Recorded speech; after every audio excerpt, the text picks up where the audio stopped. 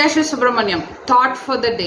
அனைவருக்கும் உற்சாகமான காலை வணக்கம். வார்த்தை: வாயானது போஜனத்தை ருசி பார்ப்பதை போல் செவியானது வார்த்தைகளை சோதித்து பார்க்கிறது. இனிய வணக்கம். இது தினேஷ் லண்டன் அமிச்சாங்க. தேங்க்யூ தினேஷ். இது வெளிநாட்டில் நடந்த கதை. ஒரு வீட்டில் ரொம்ப ஏழ்மையான குடும்பம். ஒரு பொண்ணு, ஒரு சின்ன குழந்தை, 2 வயசு குழந்தை, அம்மா அப்பா 4 பேர் இருக்காங்க. இந்த பொண்ணு அது ரூம்ல உட்காந்துருக்கு. பக்கத்து ரூம்ல மெல்லிசா அவங்க அம்மா அப்பா அழுவுறது கேக்குது. அவங்க அழுதுட்டே பேசுறாங்க. என்ன பேசுறாங்க அப்படின்னு சொல்லிட்டு இந்த குழந்தை போய் காது கொடுத்து கேக்குது. காது கொடுத்தா அவங்க அம்மா அழுதுகிட்டே சொல்றாங்க, எப்படியாவது நம்ம பையனை காப்பாற்றணும். பையனுக்கு ஏதோ பிரச்சனை இருக்கு. அந்த பிரச்சனைக்கு அவங்க ஆப்ரேஷன் பண்ணாதான் சரியாக முடியும். ஸோ இந்த எப்படியாவது காப்பாற்றணும் அப்படின்னு சொன்னதுக்கு அவங்க அப்பா சொல்றாரு, இது ரொம்ப செலவாகும், ரொம்ப செலவு பண்ணாதான் இந்த ஆப்ரேஷன் பண்ண முடியும், நம்ம கிட்ட அவ்வளோ காசு இல்லை, இதெல்லாம் ஒரு அதிசயம் நடந்தா மட்டும்தான் இதெல்லாம் பண்ண முடியும் அப்படின்னு சொல்றாங்க.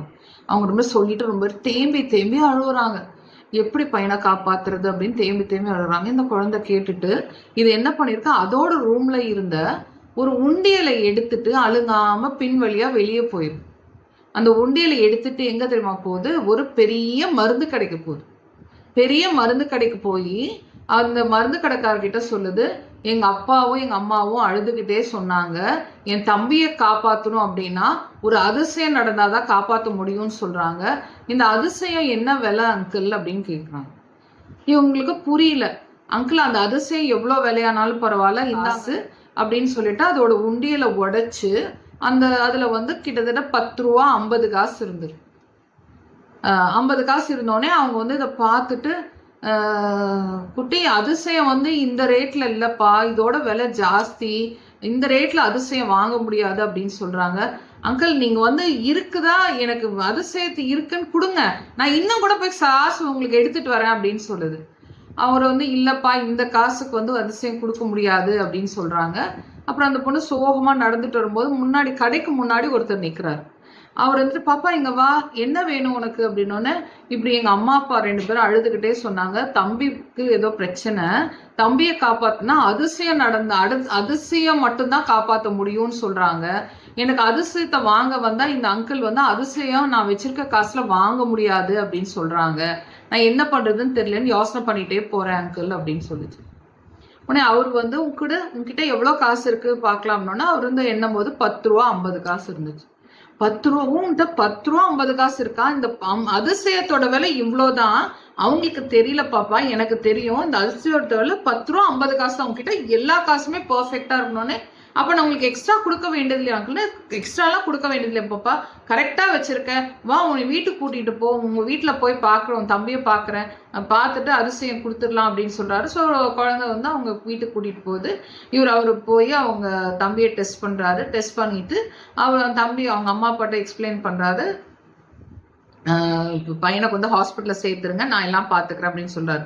அவர் அந்த காலத்துல ஃபேமஸ் நியூரோ சர்ஜன். அவர் டாக்டர் கால்டன் சொல்லிட்டு அவர் கூட்டிட்டு போய் எல்லாமே அவர் பாத்துக்கிறாரு. ஆப்ரேஷன் எல்லாமே சக்சஸ்ஃபுல்லா முடிஞ்சு குழந்தையும் தப்பிச்ச உடனே அவர் பாப்பா பார்த்து சொல்றாரு, பாப்பா நீ சொன்ன அதிசயம் தம்பி கிடைச்சிருச்சு, தம்பி நல்லா உயிர் பொழைச்சிக்கிட்டாப்ல, ரொம்ப நல்லா இருக்காப்ல பாப்பா அப்படின்னு சொல்றாப்ல. அந்த பொண்ணு சிரிச்சு ஒரே சந்தோஷம், பா தான் அதிசயம் தம்பிக்கு அதிசயத்தை வாங்கி கொடுத்துட்டோம் அப்படின்னு சொல்லிட்டு ஒரே சந்தோஷமா இருக்கு. அவங்க அம்மா அப்பா பாக்குறாங்க.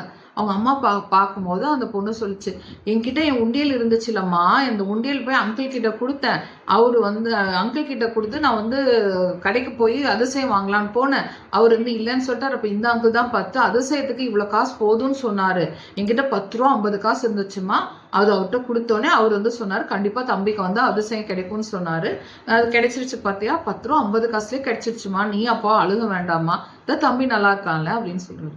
உடனே இந்த டாக்டர் அவங்க அம்மா அப்பா பார்த்து கண்ணடிச்சுட்டு ஓகே அப்படின்னு சொல்லிட்டு அவர் போயிடுறாரு. எவ்வளவு அழகான கதை இல்ல? என்ன இந்த கதையில எனக்கு ரொம்ப பிடிச்சதுன்னா, அவங்க அம்மா அப்பா அழுகுறாங்கன்னு சொல்லிட்டு அந்த குழந்தை அதோட வேல்யூ தெரியல, அதை தூக்கிட்டு போய் இந்த காசுக்கு என் தம்பியை காப்பாத்துறதுக்கு ஒரு ஏற்பாடு பண்ணுங்க, ஏன்னா ஒரு உணர்வு, தான் தம்பியை காப்பாற்றணுங்கிற உணர்வு. அதை புரிஞ்சுக்கிட்டு ஒரு டாக்டர் வந்து பெரிய ஆப்ரேஷனே ஃப்ரீயா பண்ணி கொடுக்குறாரு. மனிதர்கள் இல்லைன்னு ஏங்க சொல்றோம்? நம்மளை சுத்தி நல்ல மனிதர்கள் இருக்காங்க. நம்ம எப்பொழுதுமே கெட்ட விஷயங்கள் மட்டுமே ஃபோக்கஸ் பண்ணி உலகமே கெட்ட விஷயம், நல்ல விஷயங்கள் நடக்கவே நடக்காதுன்னு நினைக்கிறோம். ஆக்சுவலி அப்படிலாம் கிடையாது. நம்மளை சுத்தி இருக்க உலகம் வந்து ரொம்ப பியூட்டிஃபுல்லான உலகம், ரொம்ப அழகான உலகம். நமக்கு அதிசயங்கள் நம்ம வாழ்க்கையில நடந்துட்டே இருக்கு. நம்ம வாழ்க்கையிலயுமே நம்ம கேட்கிற அதிசயம் நமக்கு வேணுங்கிறப்ப கிடைக்குது. ஆனா நமக்கு கேட்க தான் தெரியல, அந்த அதிசயம் நம்ம கிட்ட இருக்குதான்னு தெரியல, நம்மளை சுத்தி எந்த இடத்துல அது கிடைக்குதுன்னு நம்ம புரிஞ்சுக்காதுதான் நம்மளோட பிரச்சனை. அதிசயம் எல்லா வாழ்க்கையிலயும் கிடைக்குது. அந்த அதிசயத்தை வந்து நீங்களும் உணருங்க.